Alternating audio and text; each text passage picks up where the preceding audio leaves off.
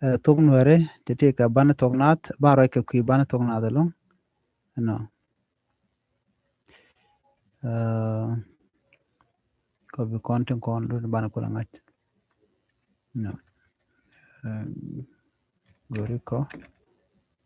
ke YouTube live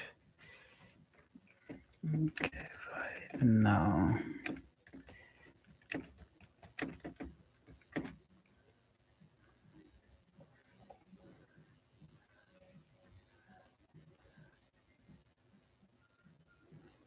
Okay.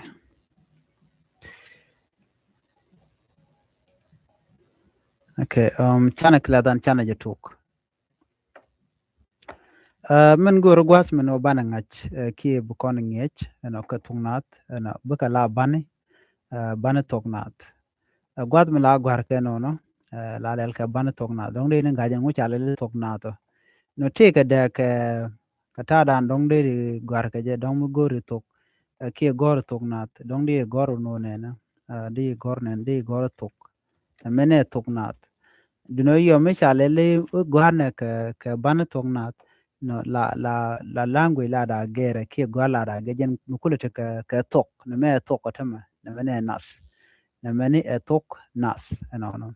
so la tege dek miten wana mon mo don dir gujeno ngu mite dek je ki ngu mi lerode no ne me da la kel no bana ngidan bana je tok no ken yamba kon nyot ban titi ban nen kon tin gwaze me ken bana tok nas no tin kon don der andere ka ngach ban ka tok bana tindit no titin chwal ka ban tindit reason an chwal ka ban dit ke jadi enen gwaze me no ba bana ba mun gor ko bien kula familiar ko do dan dong dan ngai je no ban titi ka ban tiken titine ka ban tindit tin dog dog chwal ka ban tin dog dog kan ban dog dog gwaze me no mishi were tin no de ro do gach dor baka kwen kel a e i o u wa ya ba pa ma na nga nya ra da za ta sa la ka ga ha sha ja e h o titiri kon ga kwende ken den chwal ke bani tindit ala bani tongna tindit no ban tongna tindit mishika gor dirga gor ka jen gwar mon dong mi jira ma dong siang ndam ko ji dong ku tok nuer ki ku ban tong nuer ron ka ban tongna ken ban tongna go ke long ko mi chiro de nge ka de man da no go dir ngai da tiak da tiak long you know da tiak long so ri tine ken banen kon chol kon ne banen tin dit ka tok nuere ano ban we gwala mene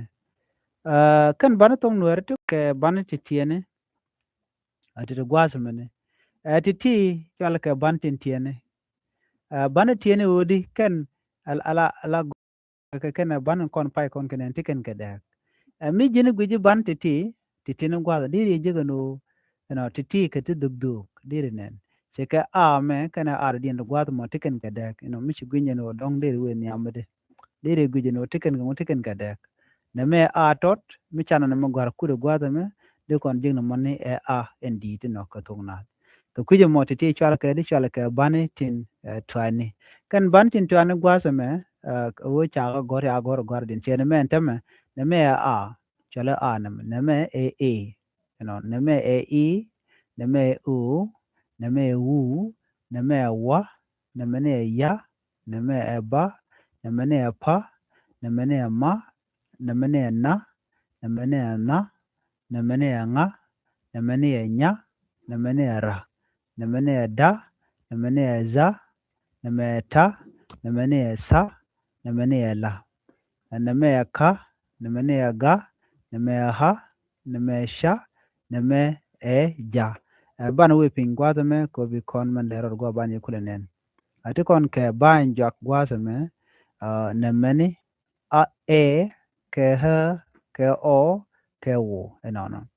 ati kon in tino already ken dial atu ka a e e o u wa ya ba pa ma na na nga nya ra da za ta sa la ka ga ha sha ja e h o o tinen kon ngati ke banatin chwal kedi ke banatin chwal ke banatin twani mishigi shunen bi dag ban tot neme ban tot kene ban di de pai konen gwasamo bi dag din bi shu ngaji ti ke bandin twani titini ke banatin dit no tiken ke dag ka ta dan dong de ran der ka ngai ke jem bi ngaje no ti ke bantin ke banatin dit ka ti gwazati ke bantin twani jen jalel gwaz bantin twani wane wipin kan bandin kon pai kon en cha jidin cha ka de ka rew te ke de chwale bandin chek jodien te ka ban yuale te kon ba ka te chwal kere ban te kan matin ngwata me te gorno de ran de ka ngach ka do dan dong de ran de ka ngach ke jen na ga jelo no miran mi che tung no re che je goro de ye ngai la goro no dong de ra de palpin ke no de je nywa bo ne ko ken ko de kan tok no re ba de kan kula mala je ka kon cause en ngich by the way dak kan ideal te tanal siken malajek ka tanal ajajek so der gwano de kon ko kien de kon ka leler bo special mi je gan ngije mane no chaben ka life ke je no de ne ko kien de ka laler no mo de la mo gwa no ka ta ngeshka mdande ngai ngwa gwa wana ni am gwa de mane ban ngije me ban je follow re ngi kene me baro ke bani tin shek jodin ke bantin content jal ke bantin shek jod ken bani shek jod ken gwad me tiken ke lot ke tiken ke meaning no kam ga karar ka kan bandi ala content pai kon ngenen gwas mene ke kuje mo amurai kon ke kwidien ana bana ka ngaje no kan bani shek jodin ke tiken bana kulwe ka bana yuale gwas me kan bani tinen kon ngatine no shet ke wa shet ke ya shet ke ba shet ka pa shet ka ma shet ka na shet ka na shet ka nga shet ka nya shet ka ra shet ka da shet ka za shet ka ta shet ka sa shet ka la shet ka ka shet ka ga shet ka ha shet ka sha shet ka ja titini chwala ka banatin shek jot ken ka tungnat nishyang Michigan bi ngaji no titi ka ngune ka banen konen shek jot ken arala comment gwata mo mishi video shenen ke shegwe mi goro bi comment ke bi mutod bi gor ba kul ngaji no ti wano ka tungnad gwasa me Michigan ngaji to bana nyom kuen kon ga kan titi chala ka banen shek jodien wa ko bi kon ka kul ngaji gwano ko ngune ka titi wa ya ba pa ma na na nga nya ra da za ta sa la ka ga ha sha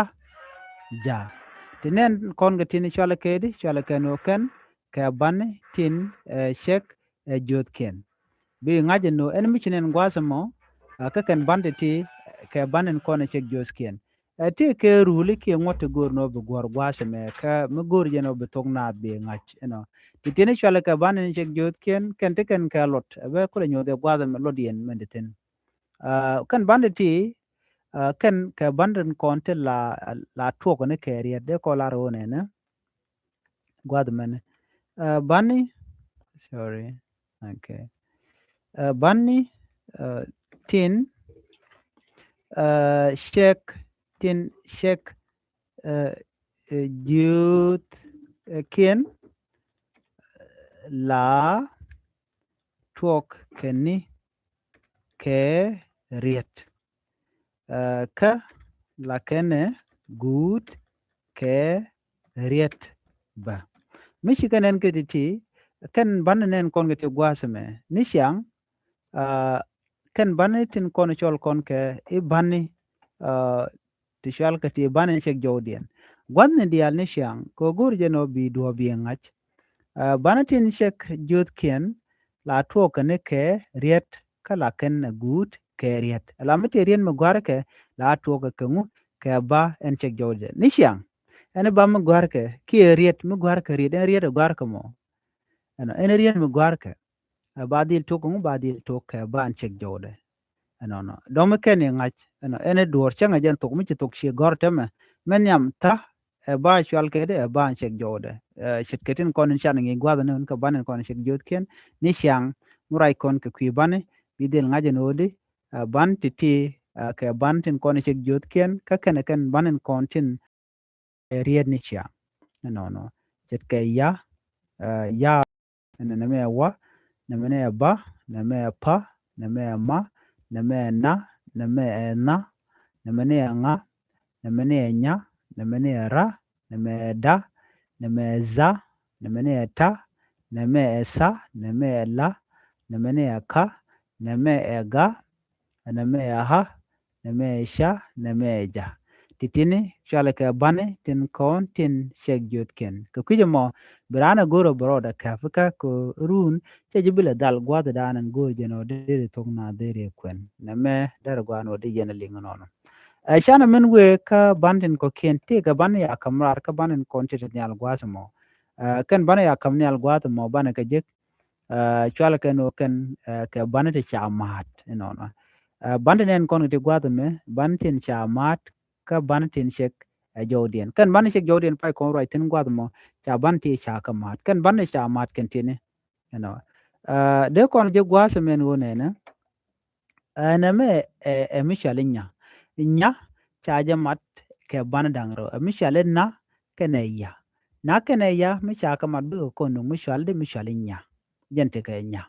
ti mo gor kon nyal gor kon youth de kon je ko de kon je ke nya ami kon bu kon gwase me mishale ta e mat ban dangro ba mo e ba chale ta kan mishal ka me ha e mat ban dangro jen kan mat ban dangro ti misha ka mat bu ko no mishale ta la gwar ke riete ngwan chit ke tuk no chit ke tuk amene to ko kien to ngwan de gore chit ke tiech no na meni mataka kene ha boko no mu chale sa na meni chwale di chwale na aran gore be ti gwasamo ko ba ji kul ngaje no ti wana mo ngeja ka gode ya goto konti yenten ani bi akamal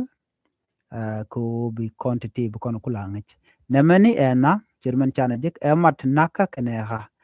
be na be jenyo na me chit ke nial mu gore nial chit ke nok mu gore nok chit mu gore naka je no kene tuk man ko kende dere gore ngwadamo tuo ke na nial te nial ne la sky chwale na ba tuo ke na la nial na me bi ngaje no chwale emat ke bandang ro chamat tu ban la tin chwal ke bande chek jot ken cha ko mat bi ko no nga kane ha bi ko no na kane ha bi kon kul no mi chwale na ene me eza enza me e madaka kane ha za eme e madaka kane ha chedum chi kon en gwase me mat ke bonguno be da kane ha ba ka mat bi ko no mi chwale za kije mone za kel ke banen chek jot ken la gwar ka ngwane mgi kon chiane ken gwada me atuo ka men yam chiko writing no ala mtuo mo gwada me ka kana ya no kon me mchale nyala ne ta me no kon tok na me no kon nyal za me no kon dol no bi shugurno bi practice ko mishi practice bela tiaka jilong en goru ka tok nuere ke ta dande tok na dere ngai ke je of course dero do lok kiti ko kiet she ko tutu ngwante nyingi jege teketin duno kanwer language school gwada me ti dial chagla tinde dere tok na dere mal ngai ke kelong kan ban right kono ke tam to kon ka banten kon chol kon ke bantin shek jot ken kana banen content chamat chan men we ping gwada me be another surprise be nyako mu yenen bo ka learning tok na da gwada me kenyam bane titi bane kenen ti chagor gwasa me de kono jek to kon ka bane tin chi good keriet bane titi ka bane chi good keriet by the way ka tong nat mi chi good keriet ngulo mo wo shi gut shi riet che de gut ke je bana ga je pin gwa de mene ke en yam gwa mu kon ne na to kon ke ne me ba nyo dia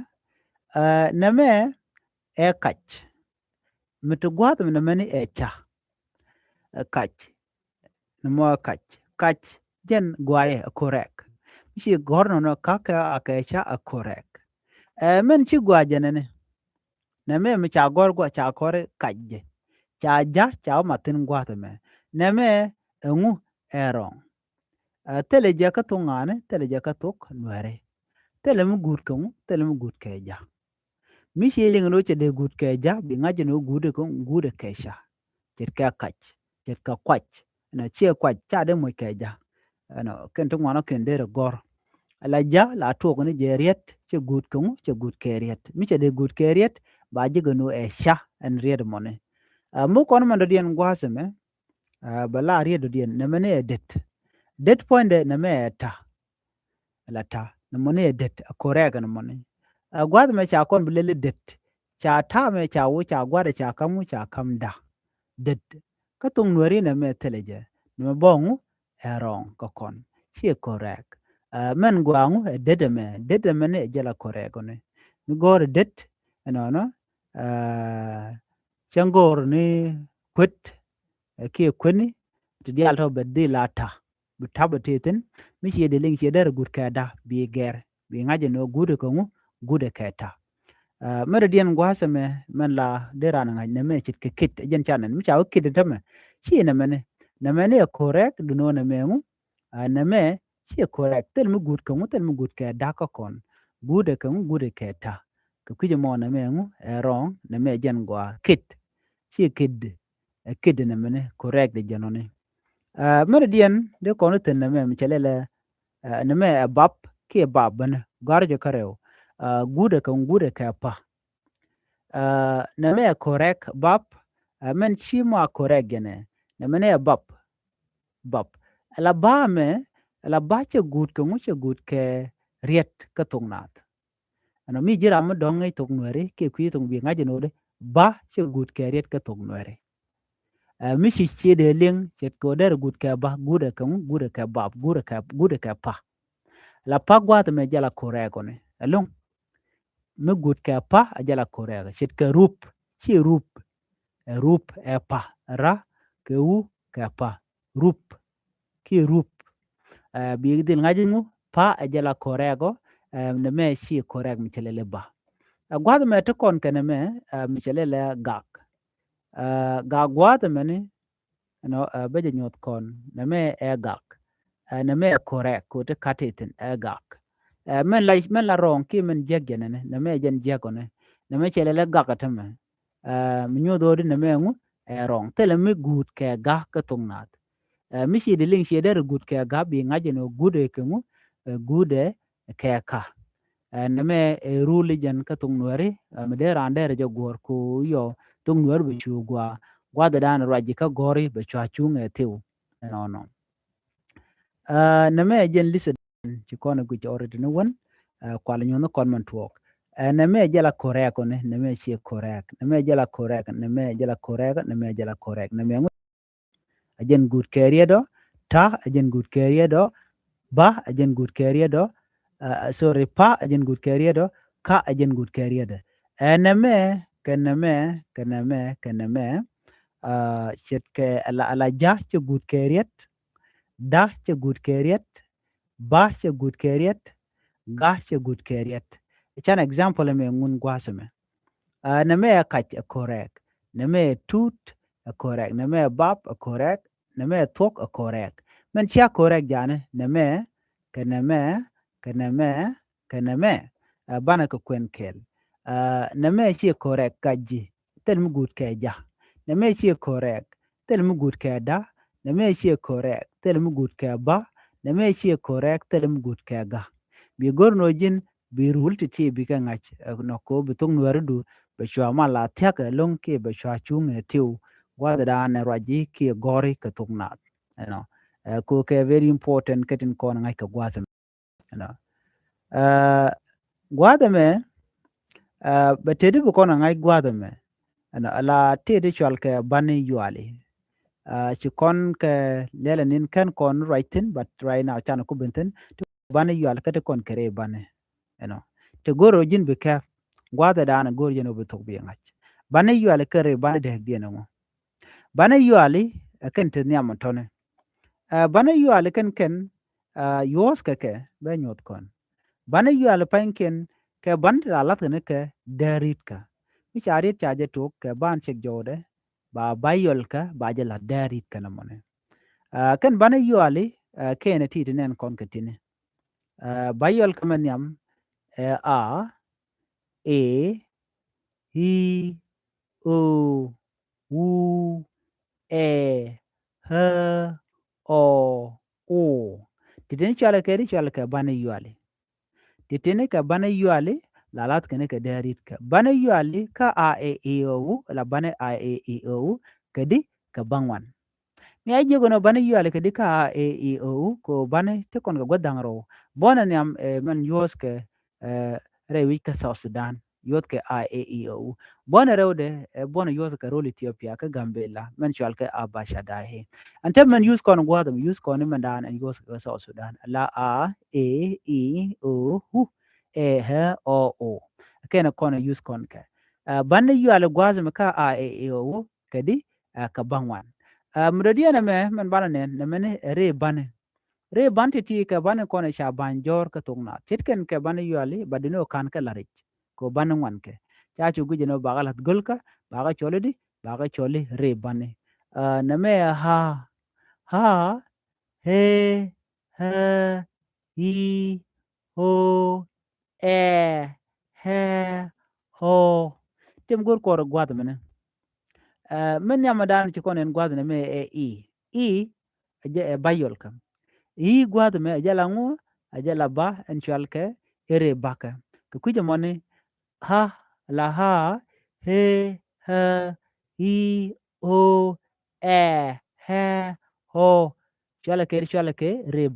bane ke de re bane ka bangwan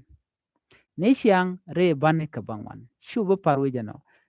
ko bitong nuari bakula magwa re bane ka kendang di ka kendang bangwan mu kon pinyok michi na mo che chubloy dan gwada mo bana wepin ko bi koran kula ngach dob dan de kon nyam gaja gwada me be teke table mba tur ko betin kontin de kon ngaj ba ka gwarten ana dob nyam gwada bala a no ha bo ka ha o ho te kon ke e he te kon ke he ke e ke ha te kon ke o ke ho te kon ke i ke hi ke wu ano titi tinyoda kon te gwada me ken chalga ke mad bani yuali ken re bani ka tugnat mishi gwija gwa dine no kere me chade kere me chade kere me chade kere me chade kere me chade rawdi ti chadka nunga ka gwasa me ko jin bike bigwich bike shu identify bideg dien bi ngach ta dan tikin ga dega ji amene jowdien ko bi ngaje no cha ka gordi ki ngumi cha latin ka dob dan diri ngach ke je eno chana men en be men yam gwasa me na me ngu a chale di chale a na mone a kan wi de tom ka kan pin de tom chale di chale a rewde gwasa me na me chale di chale ha ka tungnat cha nyale cha je tom no kan pin de kan tom chale ha diodien gwasa me diodien mo chale di chale ha cha pin de cha tom ci konde bien nene tema men yam a rewde ha diodien ha bidegdien bi chunga jeno makan wi de tome ka kan tara ke ba chole di ba chole a mi cha wi de tome chwale di chwale ha mi cha tara kege ka kan wida kana tum ba chole di ba chole ha ajen deg dien no mi chi deg dien chi ngach ko ka nang jo ka shet gwarian bi ngaje no di tiken ka de gwada dan en cha bi le to cha galatin bi deg dien bi shu ngach ba yu taka ji gwada dan gor jeno deri a ha der je ngai keje achen gele te kerien mi cha gorde chu taka ji deri chu master atyagno wana kamana dien neme shwale o jen kan wide kana tom ka kan pinda kana ke shwale o na mone neme shwale di shwale o cha wide cha jetom kan pinda kana ke shwale o diodien shwale ho cha keng ni pinda karwade kan wide kana tom michi guji kentama ho shed guardian neme shed guardian adeg mutonon gwazo motitinone so kukwija mo bukona kwene de ho enono wana kamado dien neme shwale a kan wide tom ka kan pinda kana ke shwale a neme shwale cha nyale cha jetum pinda kana tum shwale diodien gwasme ha cha nyale cha jetum cha pinda cha jekek gwarian chere ka nang jok ha gwarian chere ka nang jok duno gwanni mi cha ladwina maka ka mi cha ladwina maka ka cha tara cha jekek ajela gwatienon gwarian akel mishi gorne na chetke me buwe ka buwe ka ha mishi ari cha je nong bu tia ka jiko bi kak ka jonda na chinene ha wana kamanda dien neme shwale he kan wida kana tom ka kan pida kana kek shwale he neme shwale cha wida cha je tom shwale diodien neme shwale ha cha pinde cha je kek ba me ka bane yuale kire bane jen cha gor bane tungwan la jode kene shede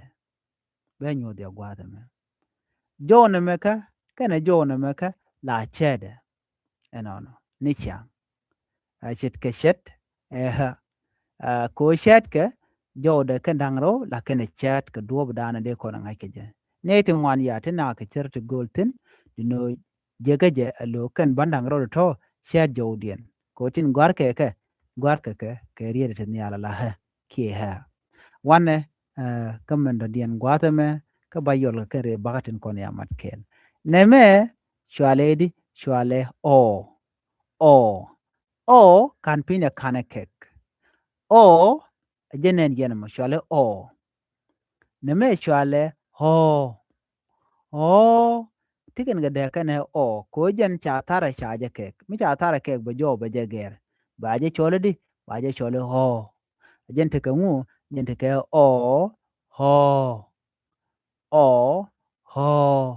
kidi nang bo mi ekel gwada me te kon ke mishal ke namane neme shwale di shwale hi ano tiken ga de ka gwarien ami chiriet chi je ka cha gor ke hi chi de nang ke chit ke mi cha jit cha gor chi kon la re jit kame ye chet gwasme mi cha gor gwadme ntama ano ka cha gor nena cha gor no mo nguntama no mo ni jit kame cha gor ntama cha le ger cha bo gor gwadan cha gor nena cha mo ke hi cha mo kesa da la nguna muta no mo de chol jis minyo dodi na meni tiken ka da ka jodien na meni miteke jit na me hi miteke jit bu bara bi ngach ban jok ba njong mala bayol ka chwale wu na me chwale wu tele bada dien mirep ka je shunga langu shunga la wu enemi cha je kula mat kana bani ko kien dong jen dero kula dero dien dero je kula nongo duno jen chwale di chwale hu ti chana ngeti ke very important chit ke jira momo ano mugode tok de jangaje bi goro jin bi focus ka ken ban ti ti chwal ke ban yual ramu goro jen bo tok na be jangaj be ken ti ti nen kon ga tini be ka master be kon mi ka one example ban kla dan ban je kula ga gwa me na mone a ki a dena dor gor chit kan chit ka kak na meha den dor gor chit kan chit ka kak chawne chawa kak na me chere kan ka ha chana kak chana gor na me chaldi chala kak na me kak kak de kona jegne ka jode no te kan te ka dek mabu kon ka o den dor gor chana gor gwa me kul na mo kul kami chi kona gor no ne kela da langu da la kul kami chi kona gor gwa me ne de langu da la kul tikan ga degan tama na me kul na me kul na me kul ko na me o na me o na me ho bidag dien bi ngaj etekno ka duo dan gori riet ke je chana we ka e gwada me de konte ke kel gwada de konte ke kel gwada me de kon dor gor chetke mu chetke ka na me tama ka na me kel na me kel na me ka ci kon deg den chana jenen ha me chari te ngwan cha gor ke je a very unique along chari te ngwan cha mal gore dong da la ka ke ta ke riro den de joro ci gore kon gor ke je ci kan ngwan de gorbo no de master no mo wana ke de kon dor gor chit ke deb nga je deb yang nga je deb la deb ko na kare chwale deb e deb kama ci kon ben gor gwada me ci kon wi de moy kamu de den de kon chole de chole deb na mo ne deb ci jawde ci woni chwale deb deb na me ha ci men chalari de kon shet de kon gware gwada me na mo chwale di chwale shet alo chere ke ha enjen cha got to ngwan de tin ngwana mo de kon pet bo de kon gor kenya na mo kel wana ka bando di na me o shet kan shet ke coach mi cha coach chwale coach de kon do la go shet kan shet ke coach titi de kan jilwa ga long gwa da dan gor jeno de to de ngatin ko go ken ko do dan de ran de do de ngai keje ci ko raga titi nen la chet ke jit mar dien donkan kon gor gwa da la jen mi chal ka me hu de kon dor chu gor chana jemen gor kun no check kire ko ken de gor tano ne so ne me dara gwa kwana ka men yo mo kwen kon ka katin pai kon gor gwa da me ka ken na me a chet ka kak na me ha chet ka kak na me ha